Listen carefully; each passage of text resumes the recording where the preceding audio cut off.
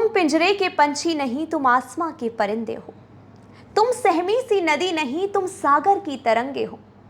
तुम मांझे की पकड़ नहीं, तुम लहराती पतंगे हो। और तुम परतंत्रता की नहीं, बल्कि आज़ाद भारत की आज़ाद उमंगे हो।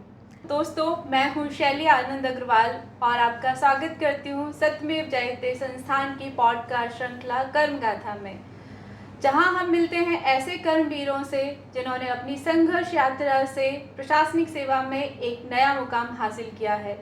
इसी श्रृंखला में आज हम बात करेंगे हर्षिता दवे से, जिन्होंने MPPSC 2024 में डिप्टी कलेक्टर का पद प्राप्त किया है। हर्षिता जी, आपका स्वागत है हमारी पॉडकास्ट श्रृंखला में। सर्वप्रथम आपको बहुत बहुत बधाई हो इस उपलब्धि को हासिल करने के लिए। बहुत बहुत धन्यवाद मैम, और सत्यमेव जयते इंस्टीट्यूट की मैं आभारी हूँ कि आपने मुझे अवसर दिया अभ्यर्थियों से जुड़ने का, उनसे बातचीत करने का। हर्षिता जी, हम चाहेंगे कि हमारे दर्शकों को आप एक अपना संक्षिप्त परिचय दें, जिससे वो आपके विषय में जानकारी प्राप्त कर सकें। जी मैम, मेरा नाम हर्षिता दवे है। मैं मध्य प्रदेश के इंदौर की रहने वाली हूँ और मध्य प्रदेश राज्य सेवा परीक्षा 2024 में मेरा चयन डेप्यूटी कलेक्टर के पद पर हुआ है। हर्षिता, आप अपनी पारिवारिक पृष्ठभूमि के बारे में बताएं। जी मैम, मैं एक मध्यम वर्गीय परिवार से हूँ। संघर्ष की किसी नई प्रकार की कहानी को नहीं गढ़ूंगी, जो सच है वो बताऊंगी। मध्यम वर्गीय परिवार है, शुरुआत से ही बहुत सकारात्मक माहौल रहा है। मेरी मम्मी हिंदी की शिक्षिका हैं एक प्राइवेट संस्थान में, तो हिंदी पर पकड़ वहीं से मजबूत हुई है। मेरे पापा साहित्यकार हैं और जिसकी वजह से साहित्यिक पकड़, शब्दों का चयन, प्रवाह, मौलिकता और रचनात्मकता के गुण मुझ में आए। साथ ही परिवार ने सदैव मुझे जो प्रशासन के लिए मूल्य आवश्यक हैं, ईमानदारी, नैतिकता, सत्यनिष्ठा, इस पर चलने का मुझे अवसर दिया। मुझे मेरे व्यक्तित्व को गढ़ा ताकि मैं आगे चलकर एक बेहतर इंसान बन सकूं। और अब वो समय आ गया है जब मैं इस व्यक्तित्व का, इन गुणों का उपयोग प्रशासन में कर सकूं। मतलब बेहतर भाषा, बेहतर पृष्ठभूमि और एक ऐसा व्यक्तित्व जिन्होंने इतनी कम आयु में एक कीर्तिमान गढ़ दिया है, ये आपके जीन्स में है।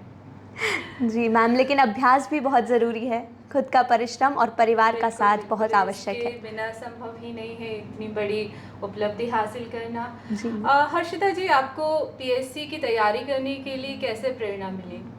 जी मैम, मैं जब 11th क्लास में थी तो मेरी एक मैम थी। उन्होंने मुझे कहा था कि हर्षिता, तुम इतना अच्छा पढ़ती हो, इतना अच्छा लिख लेती हो, तुम्हारी बोलने की कला बहुत अच्छी है, तो क्यों ना तुम एक बार सिविल सर्विसेज की तैयारी करो, प्रशासनिक परीक्षा जो है, प्रतियोगी परीक्षा की तैयारी करो। तो कहीं ना कहीं दिमाग में तो वो तभी से मेरे था, लेकिन औपचारिक रूप से जो मैंने अपनी तैयारी प्रारंभ की है वो ग्रेजुएशन के सेकेंड ईयर में की है। मैंने अपना ग्रेजुएशन समाज विज्ञान अध्ययनशाला DAVV से पूरा किया है और मैंने BA किया है। हिस्ट्री, पॉलिटिकल साइंस और सोशोलॉजी मेरे सब्जेक्ट्स रहे हैं। उसी के दौरान जब मैं सेकेंड ईयर में आई और मेरे पहले अटेम्प्ट में 1 साल का समय था, तब मैंने तैयारी प्रारंभ की और आज पूरे 2 साल हो गए हैं। सितंबर में ही मैंने तैयारी की शुरुआत की थी और सितंबर में ही सकारात्मक परिणाम मिला। तो पूरे 2 साल की ये तैयारी थी, ये परिश्रम था।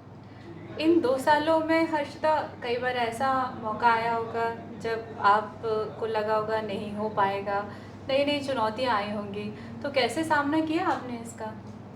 जी मैम, ऐसा होता है, अक्सर होता है, क्योंकि जब मेरा 2023 का पहला अटेम्प्ट था और मैंने मेंस दिया था, प्रीलिम्स मेरा पहले ही अटेम्प्ट में क्वालिफाई हो गया था, लेकिन मेंस क्वालिफाई नहीं हो पाया था। कुछ गलतियां हुई थी निश्चित तौर से, उस पर मैंने काम किया। तो वो जो एक फेज़ था असफलता का, उस दौरान मुझे कहीं ना कहीं सेल्फ डाउट था कि कहीं मैं भी अ, उस गिनती में ना आ जाऊं जब बहुत साल मुझे लग जाए, बहुत धैर्य रखना पड़े। और निश्चित तौर पर धैर्य तो था ही, लेकिन कहीं ना कहीं कभी कभी ऐसे मोड़ आते हैं। PSC की तैयारी लहर की तरह है, जब हम बहुत हाई होते हैं, बहुत मोटिवेटेड रहते हैं, तब तो हमें पूरा कॉन्फिडेंस होता है कि हम एक दिन कर लेंगे। लेकिन कभी कभी ऐसे फेज़ आते हैं जब हमें खुद पर संशय होने लगता है। तो ऐसे समय में मैंने परिवार का पूरा साथ दिया, मुझे बहुत सकारात्मक माहौल मिला, मुझे लगातार मोटिवेशन भैया ने दिया। मैंने अपने दोस्तों से हमेशा विचार साझा किए, क्योंकि बहुत ज़रूरत होती है आपको असफलता के दौर में लोगों के साथ की, क्योंकि जब सफलता होती है तो सभी लोग आपके साथ आ जाते हैं, लेकिन वो जो फेज़ होता है उस वक्त जो आपके साथ होते हैं, जो आपको मोटिवेट करते हैं, वही आपको असफलता से उभरना सिखाते हैं। तो मुझे अगर डीमोटिवेशन भी किसी किसी समय हुआ तो मैं उससे उभरी भी, और ऐसा उभरी कि आज उसका परिणाम आपके सामने है। आपकी भाषा शैली बहुत ही अच्छी है, आपसे बात करने में बहुत मज़ा आ रहा है। Thank you ma'am. आपने सेल्फ स्टडी की या कोचिंग संस्थान का चयन किया? मैम, मैंने कोचिंग संस्थान का चयन किया क्योंकि ये व्यक्तिगत निर्णय है।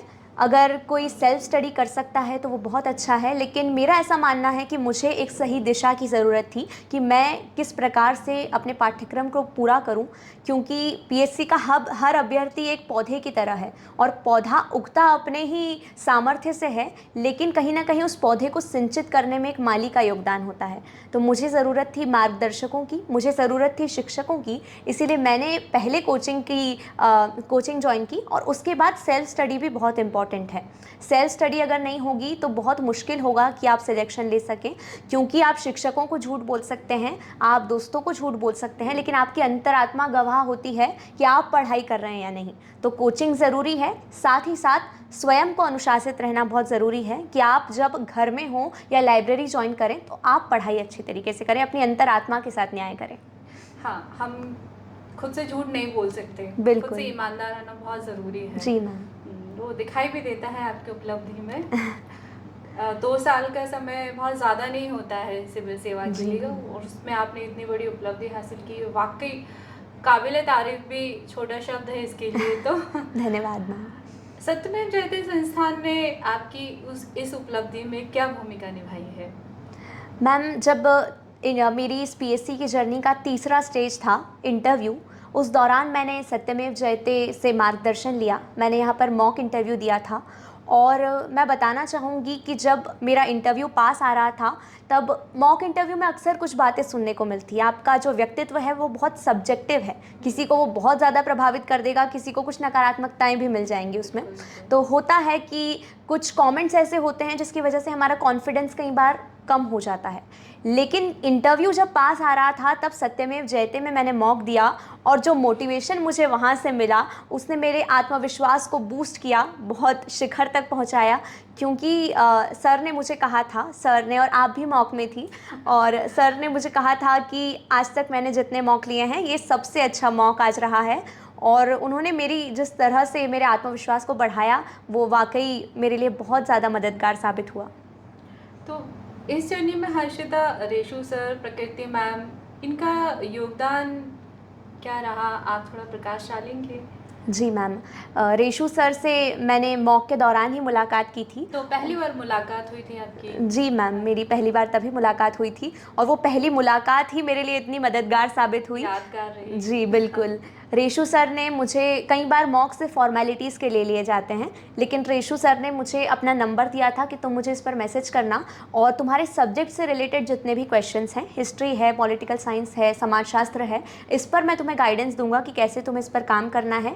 डेव से रिलेटेड जितने एक्सपेक्टेड क्वेश्चंस हैं, किस तरह से तुमको किस दिशा में अपने आंसर्स किस तरह से प्रिपेयर करने हैं, उसके लिए भी मुझे रेशु सर ने बहुत महत्वपूर्ण उन्होंने योगदान दिया, बहुत हेल्प की। प्रकृति मैम का नेचर बहुत अच्छा है, उनसे मेरी मुलाकात हुई और उन्होंने भी बहुत अपनेपन के साथ मुझे मार्गदर्शन दिया, तो उनका योगदान निश्चित तौर पर बहुत सकारात्मक रहा। हर्षिता, अगर आपकी इस पूरी यात्रा को हम कुछ पंक्तियों में कहें तो आप ही उन पंक्तियों को सुना दीजिए। हाँ जी मैम, मैं एक पंक्ति सुनाना चाहूँगी, अभ्यर्थियों के लिए बहुत प्रासंगिक है कि तुम, ये मेरी स्वरचित पंक्तियाँ हैं, मैं बताना चाहूँगी स्वरचित पंक्तियों को। तुम पिंजरे के पंछी नहीं, तुम आसमां के परिंदे हो, तुम सहमी सी नदी नहीं, तुम सागर की तरंगे हो, तुम मांझे की पकड़ नहीं, तुम लहराती पतंगे हो, और तुम परतंत्रता की नहीं बल्कि आज़ाद भारत की आज़ाद उमंगे हो। ये पंक्तियां समर्पित हैं उन सभी अभ्यर्थियों के लिए जो नए भारत की उमंगे हैं और आगे चलकर प्रशासन से जुड़कर समाज के लिए कुछ करना चाहते हैं। बिल्कुल हर्षिता, आपकी ये पंक्तियाँ मैं मान के चलती हूँ कि जितने भी विद्यार्थी हैं, अभ्यर्थी हैं, उनके लिए एक उमंग का, एक तरंग का कार्य ज़रूर करेंगे। जी मैम। तो आगे जब आप MPPSC में सबसे बड़ा पद आपने प्राप्त कर लिया है तो इसके बाद आपका जनसेवा का लक्ष्य क्या है? जी मैम, मेरा मानना है कि डेप्यूटी कलेक्टर मेरा लक्ष्य नहीं है, लक्ष्य अब शुरू हुआ है। ये तो केवल एक पहली सीढ़ी है जिसने मुझे मेरे लक्ष्य की ओर अग्रसर किया है। मेरा लक्ष्य यही है कि मैं लोगों की समस्याओं को समझ सकूं, उन समस्याओं का समाधान कर सकूं और समावेशी विकास सुनिश्चित कर सकूं। योजनाओं का क्रियान्वयन इस प्रकार हो कि उसका लाभ अंतिम पंक्ति के अंतिम व्यक्ति तक पहुंचे। हर वो व्यक्ति जो एक प्रशासक से जो आशा करता है कि ये हमारे जीवन में कोई नया परिवर्तन लाएंगे, क्योंकि एडमिनिस्ट्रेशन में बहुत लोग आते हैं लेकिन कुछ व्यक्ति याद रह जाते हैं। मैं चाहती हूँ कि मैं हर उस व्यक्ति के जीवन में एक ऐसा सकारात्मक परिवर्तन ला सकूँ कि मैं उन्हें हमेशा याद वो मुझे हमेशा याद रखें मेरे अच्छे काम के लिए। और मुझे इसका एहसास एक बार फिर तब हुआ जब मेरा चयन हुआ। मैं अपना एक व्यक्तिगत प्रसंग साझा करना चाहूँगी। जब मेरा रिज़ल्ट आया उस दौरान मुझे रोना नहीं आया, सच बताऊँ तो समय ही नहीं मिला कि मैं अपनी फीलिंग्स को बाहर निकाल सकूँ। लेकिन जब मैं भंवरकुआ आई और मैंने उन लाखों अभ्यर्थियों को देखा जो प्रशासनिक सेवा की तैयारी कर रहे हैं, तो मेरी आंखों में आंसू आ गए पहली बार। और मुझे तब समझ आया कि ईश्वर का आशीर्वाद है मेरे ऊपर कि उन लाखों लोगों में से मेरा चयन हुआ है और इस चयन को मैं इस प्रकार उपयोग करूं, इस चयन का मैं इस्तेमाल इस प्रकार करूं कि उन लाखों अभ्यर्थियों को मैं मार्गदर्शन दे सकूं। और मुझे सच बताऊं तो इस बात का रोना आ रहा था कि क्यों सिर्फ 110 लोग सिलेक्ट हुए, बाकी लाखों लोगों का क्या। तो एक वो भावुकता है और मैं चाहती हूँ कि संवेदनशीलता का जो मेरे अंदर है उसका उपयोग मैं प्रशासन में कर सकूँ और लोगों के जीवन में एक सकारात्मक परिवर्तन ला सकूँ। बिल्कुल हर्षिता, हमें भी पूरा भरोसा है आपके व्यक्तित्व को देखकर। पहले भी हम आपसे मिल चुके हैं, तो निश्चित तौर पे मैं कह सकती हूँ कि आप बहुत आगे जाएंगी, बहुत ही अच्छा करेंगी भारत को आगे बढ़ाने में। हर्षिता, एक बात और बताएं कि प्री मेंस इंटरव्यू, ये 3 फेज़ होते हैं, तो इंटरव्यू में आपसे कोई ऐसा प्रश्न पूछा गया हो जहाँ वो प्रश्न आपको यादगार बन गया हो कि इस प्रश्न के उत्तर ने मेरे चयन में महत्वपूर्ण भूमिका निभाई? एक मुझसे प्रश्न किया गया था। मैंने चूँकि उपलब्धियों में और जो मेरा डेफ था उसमें मैंने मेंशन किया था कि मैं राष्ट्रीय स्तर पर गोल्ड मेडल जीत चुकी हूँ वाद विवाद और भाषण में। अंतर्राष्ट्रीय युवा उत्सव में मैंने भारत का प्रतिनिधित्व किया है। आकाशवाणी में इंदौर में मेरी कई बार वार्ता प्रसारित हुई है। इसके अलावा मैं DKVB की छात्र समस्या निवारण समिति की सदस्य रही हूँ। वक्तृत्व, अभिनय, मंच संचालन मेरी हॉबीज़ रही हैं, तो कहीं ना कहीं बोलने से जुड़ी हुई सभी चीज़ें थी। तो मुझसे कहा गया कि आप भाषण देकर सुनाइए। तो मैंने एक भारत श्रेष्ठ भारत पर अपने विचार व्यक्त किए थे और मुझे लगा कि वो इंटरव्यू का बेस्ट पार्ट था, क्योंकि उस माध्यम से मैं अपनी वक्तृत्व कला को पहुंचा सकी इंटरव्यू बोर्ड तक, और मेरा व्यक्तित्व जो वास्तव में है वो अगर उन तक पहुंच सका तो उसी का परिणाम है कि मेरा चयन हो सका।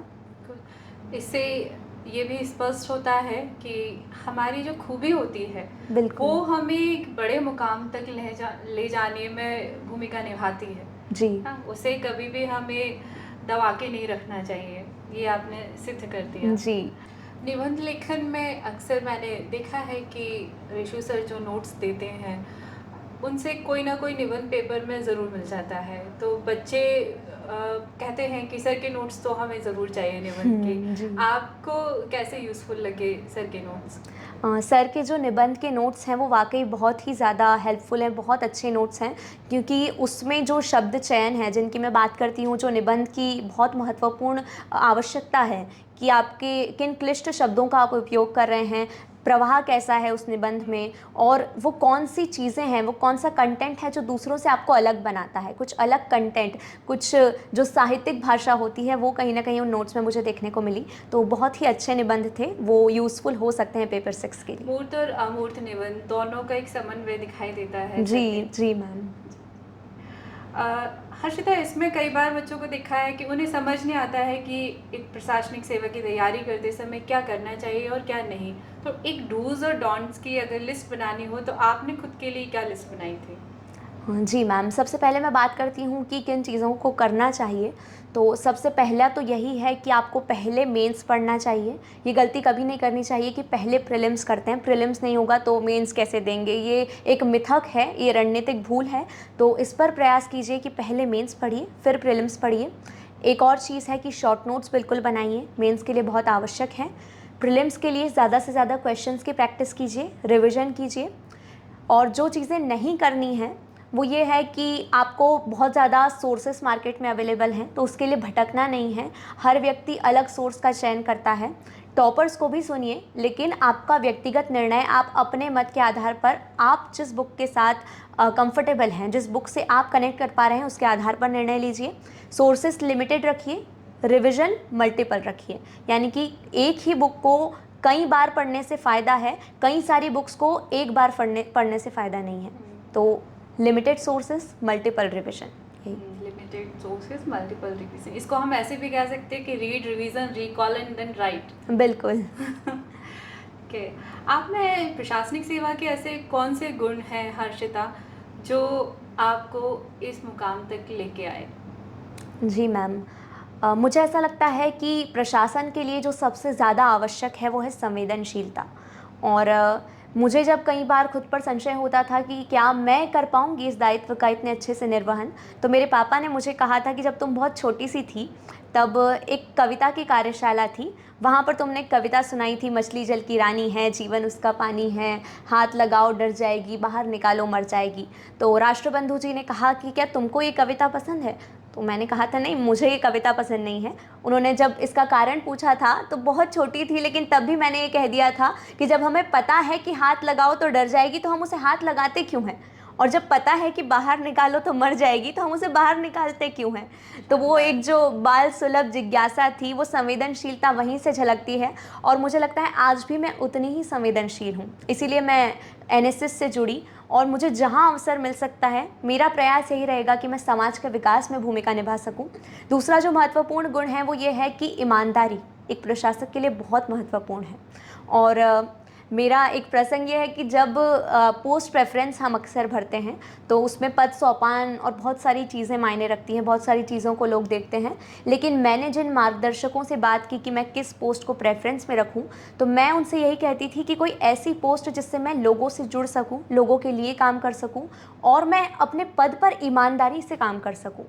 ईमानदारी बहुत आवश्यक थी मेरे लिए। तो उन्होंने मुझे एक ही मंत्र दिया था कि पद ईमानदार नहीं होता, ईमानदार व्यक्ति होता है। आप किसी भी पद पर जाएं, अगर आपका ये लक्ष्य है, आप अगर हमें ये कह रही हैं कि मुझे ऐसा पद चाहिए जहां मैं ईमानदार रह सकूं, तो हमें विश्वास है कि आप जिस पद पर जाएंगी आप ईमानदार रहेंगी। तो मेरे लिए लगता है कि ये दो गुण बहुत ज़रूरी हैं, और मैं ईश्वर से वो शक्ति मांगती हूँ कि प्रशासन में भी मैं उन्हीं मूल्यों पर टिकी रहूँ, ईमानदारी से, सत्यनिष्ठा से, और लोगों के लिए काम करने की प्रेरणा मुझे हमेशा मिलती रहे। बहुत ही अच्छे विचार हैं हर्षिता जी आपके, और मैं कामना करती हूँ कि आप हमारे देश को आगे बढ़ाने में सहयोग करें। आपके स्वर्णिम भविष्य के लिए हमारे संस्थान की ओर से और मेरी ओर से आपको अनेक शुभकामनाएं। धन्यवाद। बहुत बहुत धन्यवाद मैम।